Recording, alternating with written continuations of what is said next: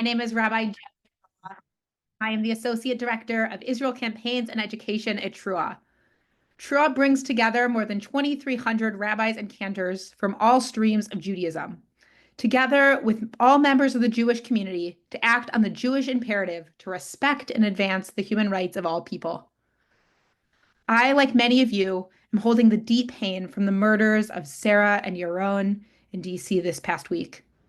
As a DC rabbi, this pain feels so acute and the fear real.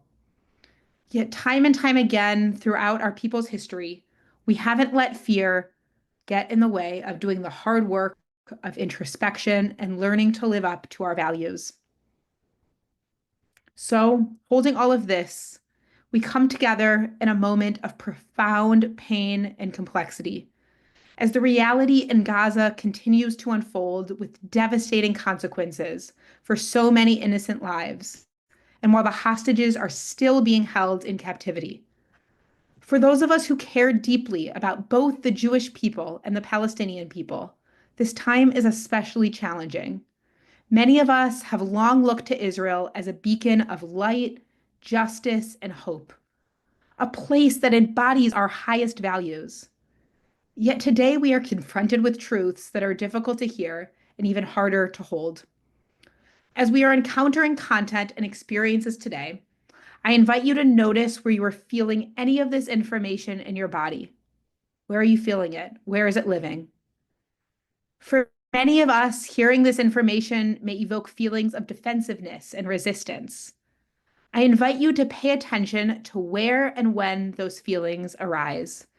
If it helps you, you can even write down what evoked the feelings and perhaps learn more about the concept or experience discussed when you're ready. Whatever feelings arise for you are holy and welcome in this space. I'm going to say that again. Whatever feelings arise for you are holy and welcome in this space. Today, we invite you to listen with open hearts and minds, to hold complexity, and to remember that our commitment to justice and compassion calls us to bear witness, even when it hurts.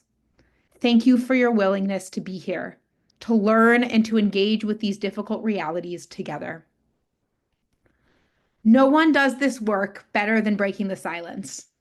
Breaking the Silence is an organization of Israeli veterans who, out of deep love for their country, share testimonies about their military service to spark honest public discourse about the price paid for a reality in which young soldiers face a civilian population on a daily basis and are engaged in the control of that population's everyday life. They grapple with the moral complexities and personal costs of Israel's presence in the occupied territories, believing that confronting these truths is essential to the nation's integrity. A few logistics before we jump into our call today. Because many of us are feeling raw and emotions are running high, we've decided to disable the public chat for today. Our emotions matter. They're part of what makes us human. So I make no judgment on any reactions you may have. But there are too many ways that a chat can be misunderstood or fired off hastily. And we want to make sure that everyone is safe. Please do use the chat, however, to send questions to my colleague Bella, who will be monitoring the chat today. And if there's time at the end, we will collect those and put them towards Amir and myself in conversation. We apologize in advance if we don't get to yours.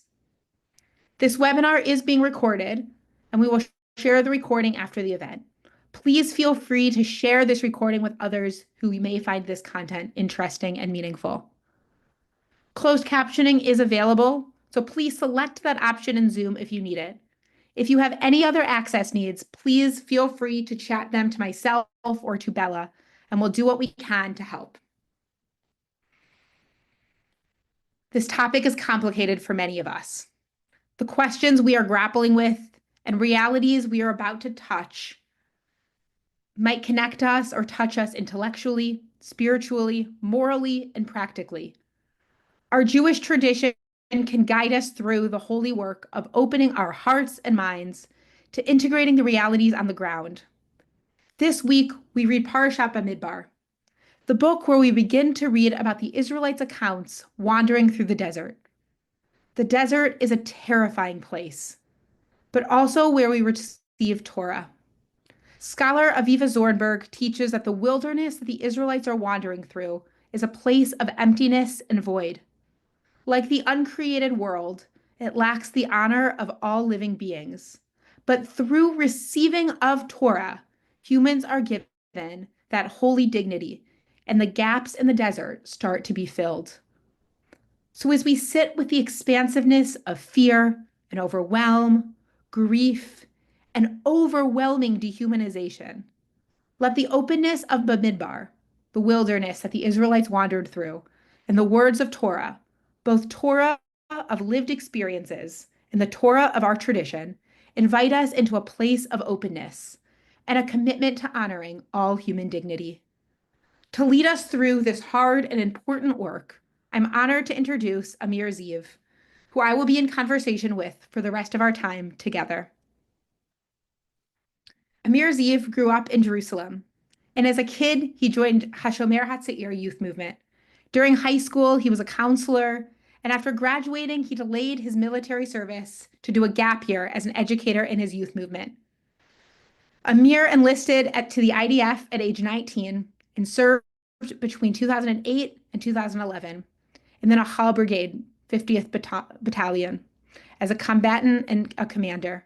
Throughout his service, Amir was deployed to the border fence of the Gaza Strip, served 6 months in Hebron, and was active service in different places in the West Bank. Following his service, Amir worked as an educator at a boarding school, and he holds a bachelor's in education from Kibbutzim College of Education, Technology, and the Arts. He's been an activist with Breaking the Silence since 2013 and began the role of pedagogy coordinator in 2020. Amir, we're so honored to be with you today and to be in conversation. I I will be asking you some questions, and others, if you have questions, again, feel free to chat them to Bella. And to get us started, there's so much happening right now. Netanyahu and his ministers have recently called to expand the military operations in Gaza. We're seeing even more protests by Israelis and reports of people refusing to serve in the army. Could you give us a general overview of what's happening on the ground, and what you're seeing in your experiences? Um, Hi, first of all, hi. Thank you all for joining and thank you for having me on this conversation. I think it's very impressive to see so many people willing to talk about what's happening. And I will say in advance that I apologize for my accent. You'll have to deal with my Israeli accent. And I will apologize in advance because it is an option. If there will be a siren or anything, I will have to leave. So just putting it on out front. So if anything happens, you have my apologies. Um, and to your question, Jenna, to give you an overview of the last few months is presumptuous of me to be able to do the whole thing, but I will say that the last year and a half since the massacre of October 7th, we saw um, the true face of the Israeli leadership and the Israeli government, which has office now. Um, we saw members of the Israeli parliament, of the Knesset, ministers talking about nuking the Gaza Strip and denying the fact that there is hunger and starvation in the Strip today, and talking about the fact that there are no innocents in the Strip, and we're allowed basically to do whatever we need and feel that we should do in the Strip. So the Israeli leadership has taken it up a notch, if you can say it on the mildest of terms. We hear Israeli leaders talk about ethnic cleansing of the Gaza Strip and the West Bank. Of some of them are actually talking, like Smotrich and Itamar Ben-Gvir, talking about the fact that we can expel people from their land in the West Bank as well.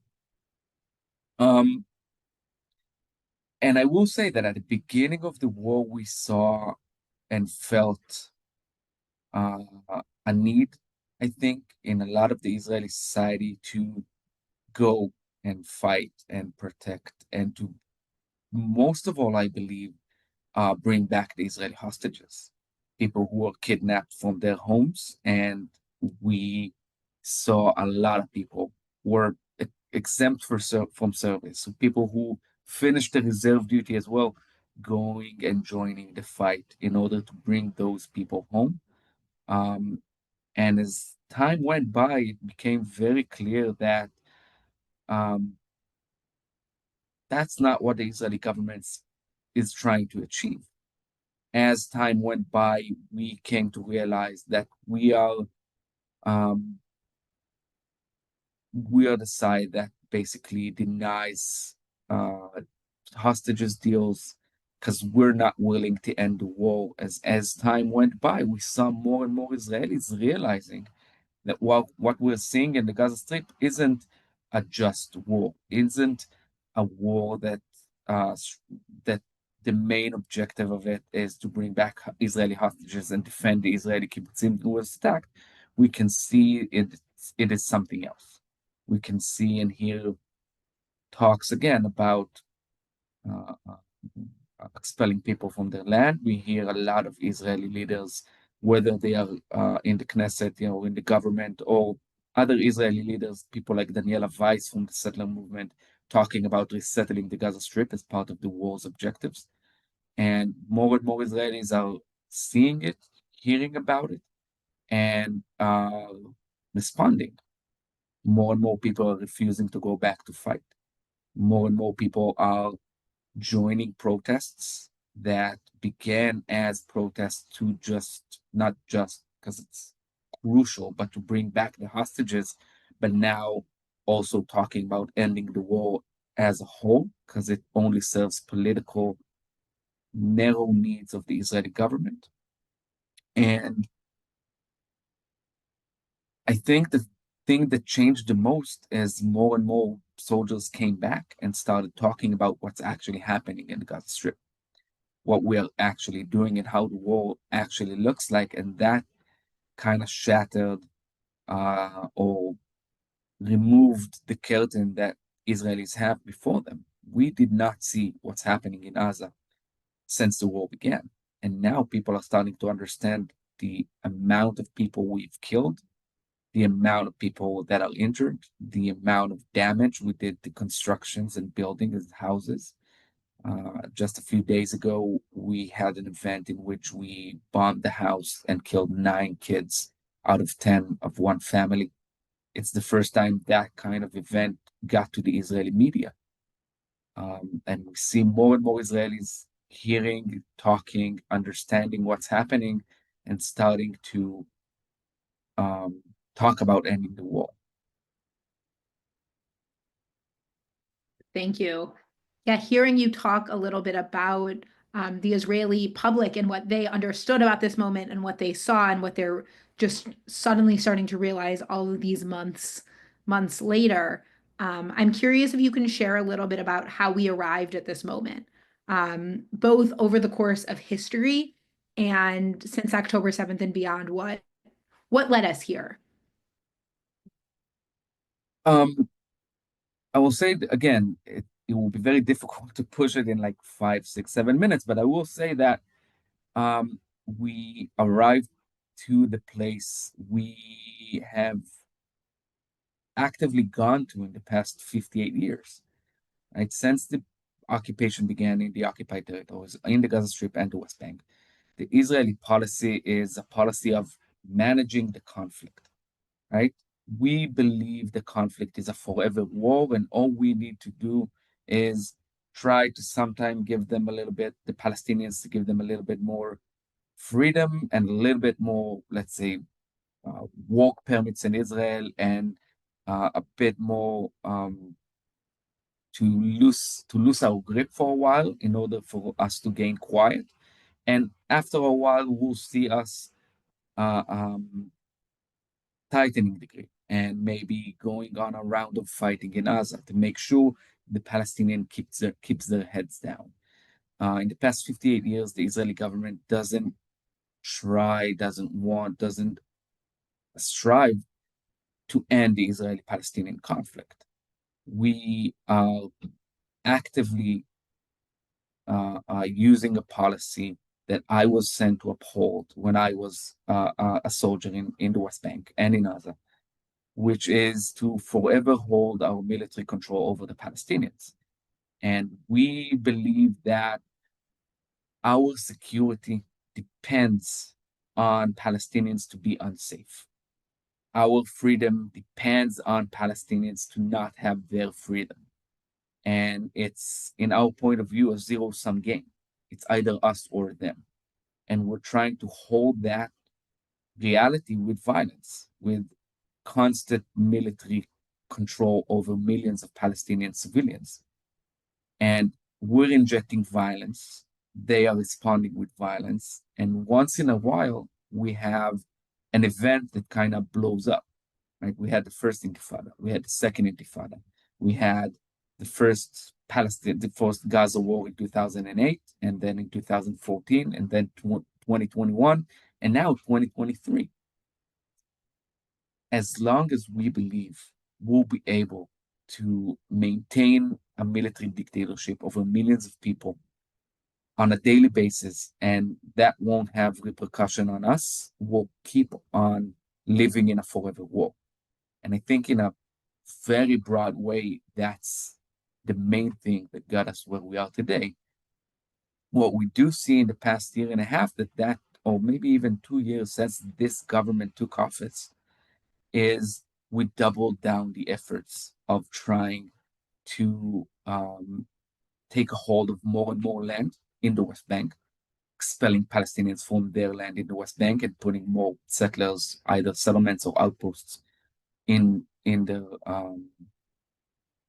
their place. And what we see in the Gaza Strip in the past year and a half is the exact same policy we had in 2008 and 2014, 2020, 21, the past rounds of fighting in Gaza on steroids. We're seeing us trying to achieve quiet by injecting more and more violence into the reality. And it is connected to the judicial overhaul that we had. That was the main thing we dealt with before this war, that this Israeli government is trying to break down any barriers, anything that will slow them down from expanding settlements, expanding the Israeli occupation, and expanding more and more control over the Palestinians. And it is also important to stress that even though the state of Israel, the Israeli governments throughout history are talking about the fact that there is no Palestinian partner for peace, the last few Netanyahu administrations do see a Palestinian partner, which is Hamas. In the last almost 20 years, 15, 17, I'm not very good at math, but since he took office in 2009, we're sending Hamas, the Palestinian leaders in the Gaza Strip, which is a terror organization. There's no other way of describing them, and we see them as a partner. We provide them with money on a monthly basis, and important parts within the Israeli government, like Bezalel Smotrich, which is now the Minister of Treasury and the second minister in the Ministry of Defense, he calls Hamas an asset. Because Hamas, as long as Hamas controls the Gaza Strip, it delegitimizes a Palestinian state. And if a terror organization is an asset to us, then it should not come as a surprise that that terror organization deals in terror and tries to kill us. And we have basically got to the point that we have advanced into in the past, 58 years, but more than that in the past 20 years since the disengagement in the Gaza Strip. Thank you. I really appreciated your articulation of both the ways that this goes before and beyond this current government. and is so embedded, and also kind of some of these narratives around there is no Palestinian partner for peace and kind of deconstructing all of the other narratives that exist. And we're so familiar with these narratives. We hear, the Israeli army is the most moral army in the world. We hear stories about, a land for a people, um, from a land without people, and all of these narratives. And I'm wondering if you can kind of help us deconstruct some of these narratives and stories we have heard so much about Israel and the Israeli army, in light of this deeper understanding that you have. Yeah, sure. And I will say that I grew up here. I grew up in Jerusalem, and I grew up on the same narratives, right? I grew up on the narrative that says there's no Palestinian partner for peace.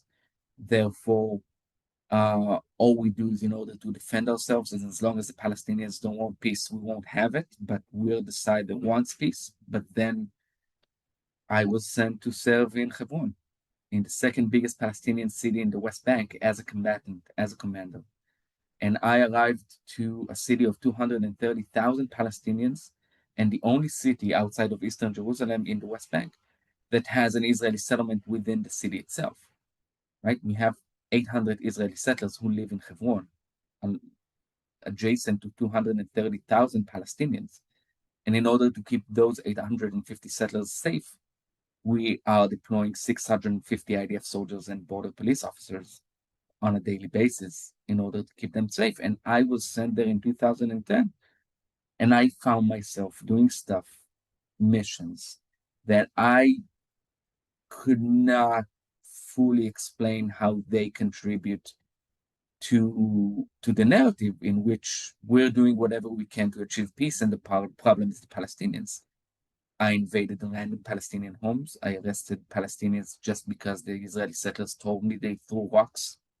I did not know if it's the case.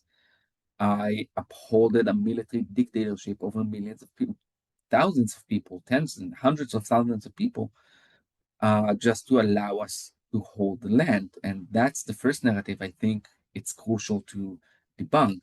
There is a Palestinian partner for peace. We just chose the wrong one. We chose Hamas as our partner and not non-violent, democratic Palestinian activists like Issa Amru or Nasser Nawaja or Basel Ladra. A lot of people who actually work in nonviolence and in politics, and we view them as the enemy. Um, and I think regarding the narrative of which the IDF is the most moral army in the world, first of all, I think it's important to understand an army is immoral in essence, not just the IDF. Any army, any military, all they do is inflict violence.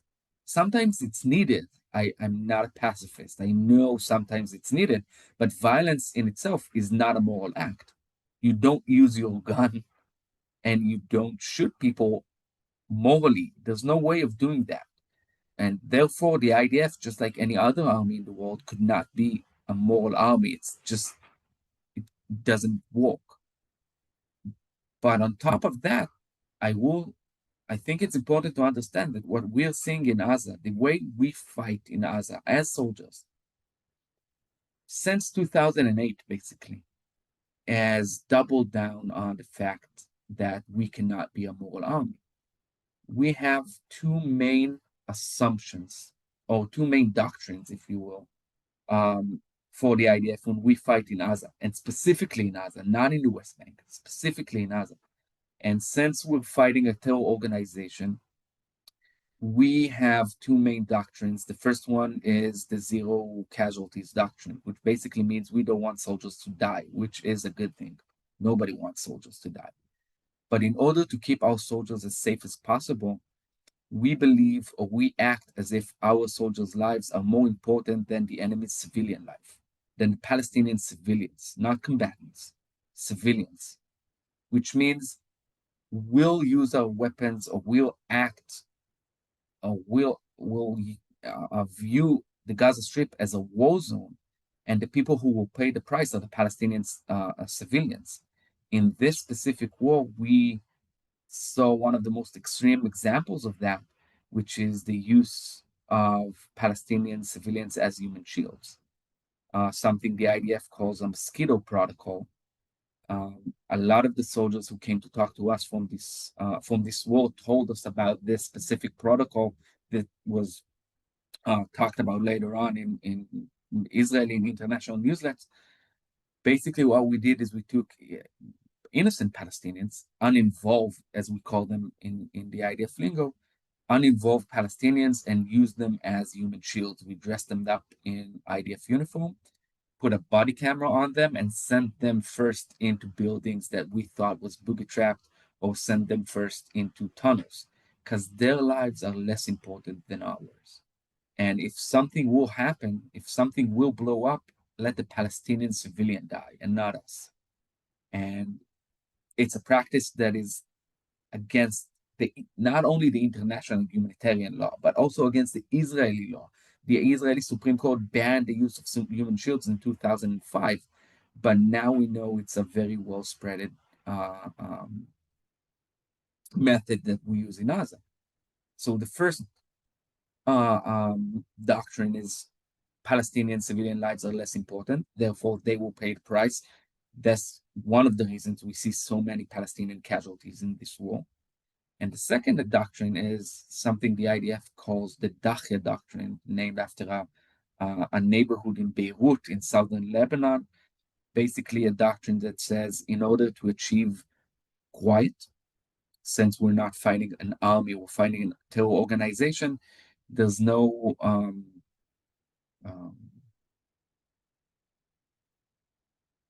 it's not I lost the word, sorry. It's not a battlefield in which you fight a foreign army that you can defeat, make them surrender, and then you sit down to talk in a peace agreement or a ceasefire agreement when one side won over the other.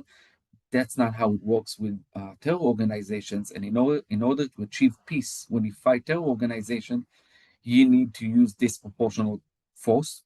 You need to fight with disproportional force, firepower.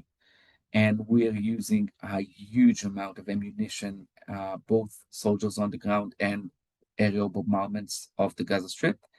And since we're fighting terror organization, we view civilian infrastructure as legitimate targets. We'll destroy houses, we'll destroy roads, we'll destroy power plants, sometimes hospitals, and we'll treat them as legitimate targets because we're not fighting an army. There are no civilians in the Gaza Strip. There are only they are all terrorists, and terror organization works within the civilian society. There's no way to differentiate the two, so we'll just shoot regardless of who's there. Again, that's why we see events like what happened a few days ago when we killed 9 kids, but also last October, on October 2024, when we saw somebody on a roof that we thought was a Hamas lookout. He wasn't armed. He was on a roof with a phone, and we thought we declared he's a Hamas lookout, so we dropped a bomb from a plane on that house, killing 132 people alongside him. So not only that every military in the world is not moral in itself, the way we fight in Gaza in the past year and a half is way beyond that. Very well beyond how I fought or what I did, both in the Gaza Strip in 2009 and in the West Bank later on. I was taught never to use my gun unless I absolutely have to. This is not what's happening in the in Gaza Strip in the past year and a half. Thank you. I know that I will be sitting with a lot of these questions of morality for a while, and I think I'm curious if you can expand a little bit about it's clear that international law has far been exceeded here. The breaking of international law. We're seeing Hilul Hashem is, an understatement, desecration of God's name. And I'm curious how we can hold Jewish stateness with some of the ethical and moral questions and desecrations that are happening in the name of safety, in the name of a Jewish state, in the name of all of this. Well, I think the best, I don't know if the best, I think my basic assumption or the best, that my basic way of thinking is that this is not, it doesn't have to be this way. It's not because Israelis and Palestinians could not coexist ever. It's not because it is either us or them. The reality looks the way it does because we made a specific political choice, right? Um, the Israeli government, again, since 1967, is upholding a military dictatorship over millions of people. The Israeli occupation is the longest, most expensive, most complicated project the state of Israel has ever created. And I believe that in very close second place is making that occupation invisible for most Israelis and international community. And I think as if more and more people will see what it really is, that we are told it's all for security needs, but that's a lie. That is a lie. I did not grow up in a safe space. I grew up in Jerusalem during the Second Intifada. I lost friends in suicide bombings when I was 12. It's not a safe place to grow up in. My kid, she's 3 years old. She has been in bomb shelters more than most people has ever been in their lives. When she plays with her friends with dolls, at some point, one of them will scream alarm and the dolls will go under the table. That is not a kid who grew up in a safe environment. So not only that, we're not in a safe environment, we are lying. The Israeli governments are lying to us that we are doing in the occupied territories is trying to achieve security, which it doesn't. Is trying to achieve control. Is trying to achieve more and more land without Palestinians in it. Is trying to achieve more and more settlements. Is trying to achieve more and more power in Jewish supremacy. But it's not because it has to be this way. It's because we chose to. Judaism isn't only, you can find parts in the Bible, obviously, that talks about the destruction of Amalek, killing them all. There are parts in the Bible which are violent, but there are huge chunks of the Bible which are not, which talks about how you should treat widows and foreigners and orphanage. You have social values and laws within the Israeli society, the Israelite society, and the neighboring countries and peoples. Judaism isn't one thing. I think Judaism is a range of perceptions, and I think we just need to work hard in order to make a very specific kind of Judaism the mainstream. And since everything that is happening now is an outcome of a political choice, obvious all I will say all we need to do is to choose a different political course. And I believe it is easier than it looks. And I believe what we need to do now is trying to show the people of Israel and Jewish communities around the world and the international community that one of the things that I think prevents us from fixing what's happening here is that the discourse has become not by accident, but has become a discourse between being pro-Israel and pro-Palestinian. Again, either us or them. And I think we need to change semantics.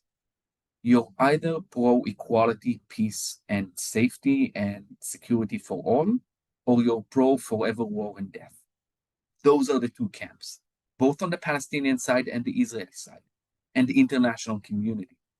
We have Palestinian partners who believe in nonviolence, in security, in justice, and in equality for all. We need to make that a joint camp, and it is possible. And I think Israelis and again Jewish diaspora communities has to understand that not only that what's happening now is wrong in a moral way, that ethnic cleansing the Gaza Strip is not legitimate in any way or form, that what we're doing both in the Gaza Strip and in the West Bank is, I don't know what's the right term for it, but on the most basic assumption should not happen because of morality reasons, and the Palestinians should not be denied their basic human rights just because we want to be in the area. But also, we have to understand that it hurts us as well. It hurts us physically. We had over 1,000 Israeli citizens, civilians that were killed on October 7th, and more than has died since from missile launches and hostages that were killed. We have over 850 IDF soldiers who died in this war.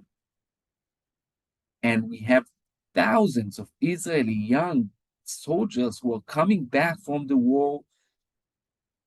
And I don't know who will they be, suffering from PTSD, suffering from physical harm, suffering from moral injuries. And that turns the Israeli society a more violent society. We can see what's happening within the Israeli society, since a lot of those soldiers are coming back suffering from PTSD or moral injuries or physical injuries. And our Minister of Interior Defense, for some reason, believe that the best idea is to give out more and more weapons to people. And we see people who are taking their own lives and attacking their spouses, and a lot of attacks and violence within inner Israeli society. Not to mention what happened in Jerusalem yesterday, within the Jerusalem Day, that is in theory supposed to be a celebration, but became an, I don't know, a showcase of the Israeli Jewish supremacists who believe Palestinians are less people than we are. That affects us as well, not only the Palestinians. And we have to change semantics, we have to change course, and we have to try and work for a better and safer future for everybody. For my kid, for my own selfish reasons, I want my kid to grow up in a safe place. I want her to have a good life, and I don't want to leave. I like it here. Thank you.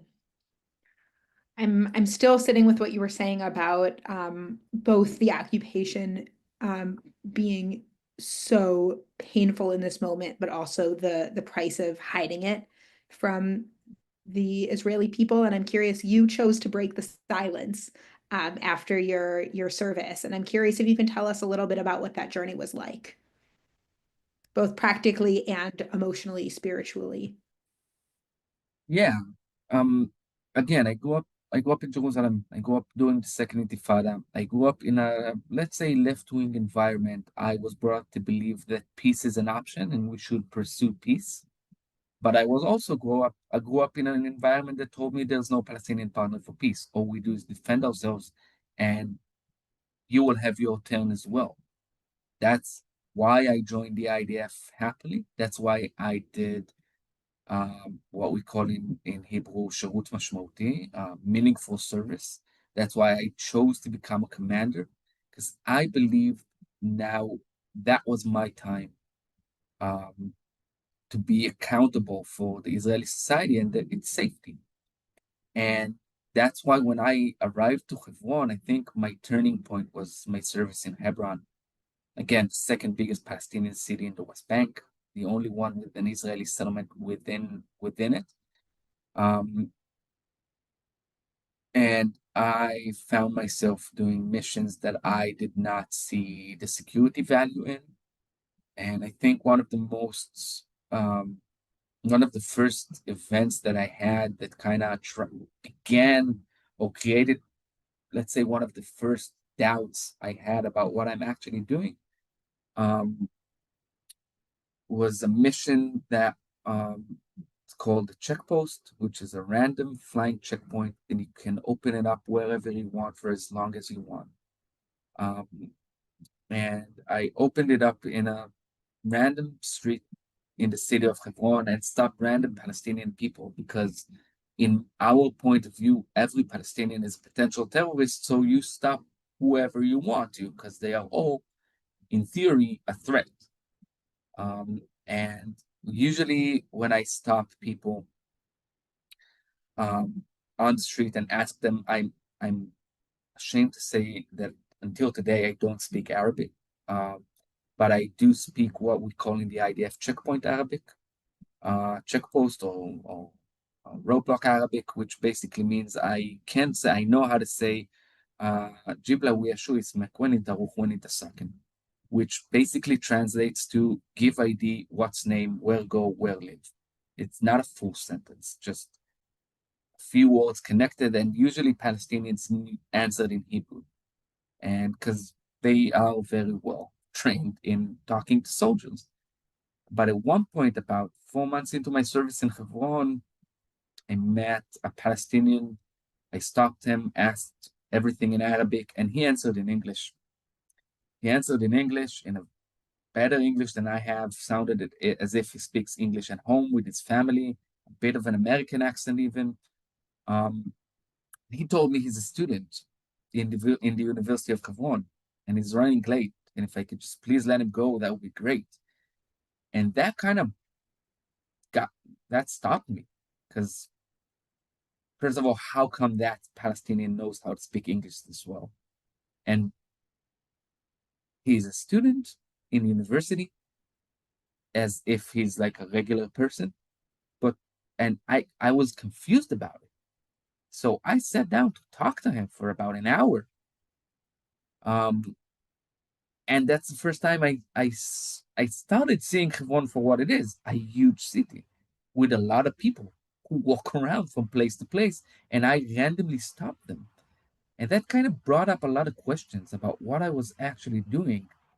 How come stopping random students on the way to school, to university, helps our security? And that brought up a lot of questions that I I don't think I was fully aware of it, but I decided not to think about it and push it down as much as I could. So I didn't talk about my armed service back home. I used to go home for the weekend, and my parents asked me how you are and how you doing, and I would say fine, everybody's safe, and that's it. That was the entire discussion about what I do in Hebron on a daily basis. Um, I didn't tell them about the times I arrested kids. I think the youngest kid I arrested in Hebron was about 10. I did not share stories about invading random Palestinian homes. I did not share stories about dispersing Palestinian uh, protests, which obviously I used to call riots, with tear gas and stun grenades. I did not tell them about the times I randomly stopped Palestinians and um, dried them out, as we call it in the IDF, which means tell them to sit down for an hour, 2 hours, maybe because I don't know, he was rude to me or something. I did not share any of that, and I kept it all in because it didn't add up with what I was told. The story I had, the narrative I had about Israel, about the Israel-Palestinian conflict, about the place I live, that did not exist in Hebron. It was a whole different situation. And I felt, again, I can say it now, it took me a lot of years to fully understand it, but I felt that my parents and teachers and youth movement counselors, they all lied to me. They all didn't tell me the truth in order to trick me into going to serve in the West Bank. And it took me a lot of years to understand that they did not lie to me. They did not know as well. Um, and a few years after I finished my service in 2013, I went on a reserve duty tour. I did another month in the West Bank. That brought up all the things I was suppressing from my mandatory service. A lot of questions, a lot of thoughts. One of the toughest months I had in my life. Um, and at the end of it, I realized there's something that I need to fully understand. So I did a lot of tours, a lot of talks, saw a lot of movies, read a lot of books about the occupation, and eventually ended up in a Breaking the Silence Storm in 2013, which kind of blew my mind and shifted how I view the world for two main reasons. First, was the first time that I actually saw Hebron for what it really is fully a huge Palestinian city under military dictatorship that I upholded. And the second thing is I met another soldier that I did not know who talked about his service. And basically, I felt as if he is telling my story of growing up in a place, not knowing what it is, going to the West Bank, finding reality, trying to cope with that. And I felt as if he's creating order or figuring my chaos thoughts. Um, so the moment that tour ended, I went to um, the tour guide and told him, where do I sign up? Uh, Sign me in. And I decided to join, and I broke my own silence, which means I did an interview and gave my testimonies and talked about my service, um, and became an activist in breaking the silence for a few years, uh, joining tours, giving talks, kind of not fully engaging in the occupation. I was working in a boarding school. I again did my bachelor's degree. I'm a Bible teacher in profession, but not what I do. And in 2020, I actually came to realize that I need to act on it like full time. This needs to be what I do because I need to fix what I've done. Um, and I will say that I was in Hebron today, the entire day. I had a tour of Israeli teenagers. I took them to Hebron. I showed them the city and talked about what's happening. And I will say that ever since I started uh, giving tours to Hebron, I'm not a religious person. I'm a secular Jew. I was never religious. Again, I'm a Bible teacher. A teacher. I studied Jewish philosophy. I'm very well in that. Uh, uh, I enjoy that uh, uh, uh, discipline very much, but I'm not a religious person. But I will say that it is there's something spiritual about uh, doing the tools in Hebron now. Uh, a sense of tikkun, right? Tikkun olam, I guess, tshuva maybe. I think me trying to fix what I have done wrong and what I was part of. And I think taking Israeli teenagers to the city, show them what the occupation really is, talking about whether it serves security, but more than that, uh, um, arranging for them to meet Palestinians like Isa and Waned, our partners from Yas, nonviolent Palestinians who believe in peace, who believe in coexistence, who believe that we can all share this land in peace and security. That is something that, if I would not believe it, I would not do what I do. But I believe this is how we can fix this place: education and meeting people. Wow, thank you. And I feel so thankful to you that you broke the silence in a way that allows us to all learn from and with you. I think there's so many questions from those of you participating in this, and thank you. Feel free to keep sending them. This has been such a fruitful conversation. I'm again apologizing in advance if we don't get to your question, but a theme that I'm seeing kind of throughout this is, can Israel ever make tshuva for the occupation? Is it possible to have an Israel that doesn't benefit Jews over others? And what does that look like, both from a historical framework, a practical framework in this moment, but also thinking about a long-term solution? Well, the short answer is yes, it is possible. If I would not believe it was possible, I would not stay. Um, I do believe it's possible, and I do again believe it's easier than we believe or we feel. I think we are closer to a solution that we believe. Again, I believe that the first necessary step is in orders is in order for is for Israelis to fully understand what's actually happening, to if you will break the silence about the occupation, but removing the curtain that blinds us from what's being done in our behalf uh, um, in the West Bank and the Gaza Strip. And I think realizing the common grounds we have with the Palestinians, we're not that different. at the end. Um, and I do believe that there is an option for Israel to not be an occupying state. And I think in practice that can look in a lot of different ways. I think it is an option to be a binational state. It is an option to have two states for two peoples. And I do think it's an option to have a confederacy, to have Israel and Palestine with open borders and uh, uh, um,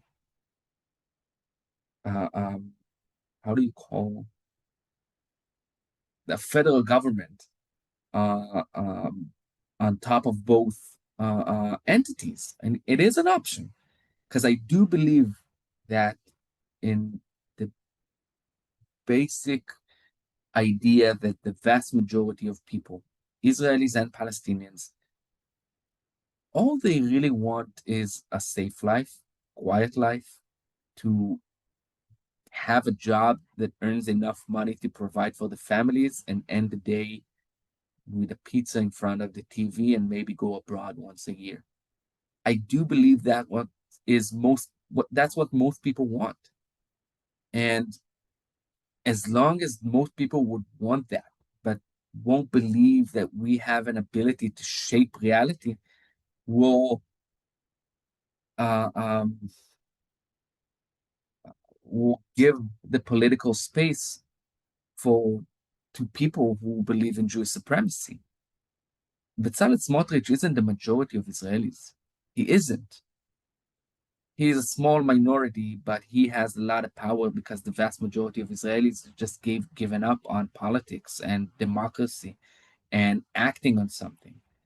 And I do believe that it is an option, and I do believe it's roughly 30% a political solution, but what we really need is an educational solution. An inner Israeli educational solution, inner Palestinian educational solution, and Israeli Palestinian joint educational solution. Most things than the Israeli occupation and the Israeli Palestinian conflict has ended. The world has changed for the better in a lot of ways and examples. I think the best example, or what I hold as the best example, is Northern Ireland. That in a day, the conflict ended and they have peace. It didn't end violence. It's not all, I don't know, rainbows and unicorns in Northern Ireland.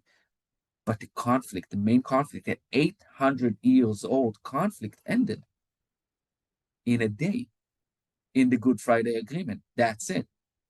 When they signed the Good Friday Agreement, they came here to study the Oslo agreements, right? It is an option. We just need to choose it. Wow, thank you. And I'm really sitting with the like need for an educational solution here. And I'm looking, there are so many people on this call who are Jewish leaders and Jewish clergy and people involved in Jewish communities. And I'm just thinking about what does it mean as we wrap up? What does it mean for all of us to be able to use our voices to change narrative, to shape the change, to shape and reframe the narrative and landscape in the American Jewish community as well, and helping them understand and demystify some of what we're talking about here. So thank you so much for this wisdom. And I hate to be the one cutting this off right now. And I just want to say thank you so much. I invite everyone here to take a deep breath. Some of what was shared may have been hard to hear. Some of it may have been comforting to hear. And in order to allow us to turn towards action, we need to integrate some of what we heard. So I invite you to take some time after we close out our webinar to do some journaling, to do some drawing, however it is that you reflect and connect with information.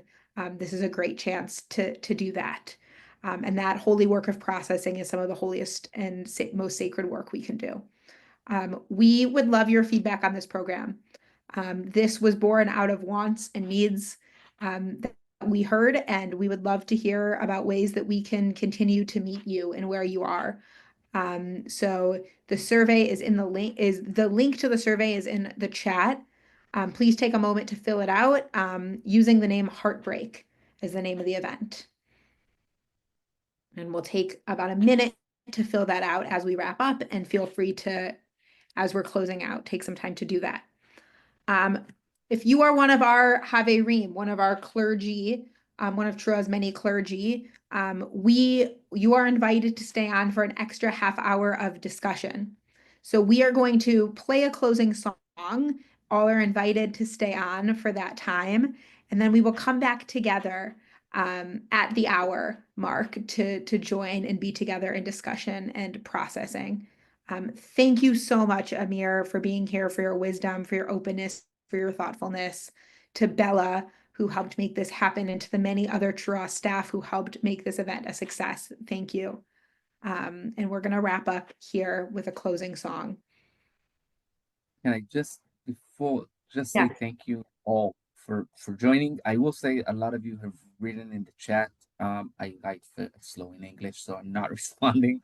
But thank you so much for having me and for having this many people talking about it is brings us one step closer to fixing the problem. And um, feel free to contact us, and we're available for whatever, whenever on our website. And um, we'll try to get to the US sometime soon, and we'll let you know if it happens. And thank you so much, all of you, for joining, and you, Jenna, and Bella, for organizing this. It means a lot to us to have support and people who wants to talk and hear. So it brings a lot of hope that what we're doing is possible. So thank you so much for that. thank you. Truly, truly thank you. And I'm so lucky that Trua is in partnership with Breaking the Silence, and that we've had the honor of spending time together in the land. Thank you.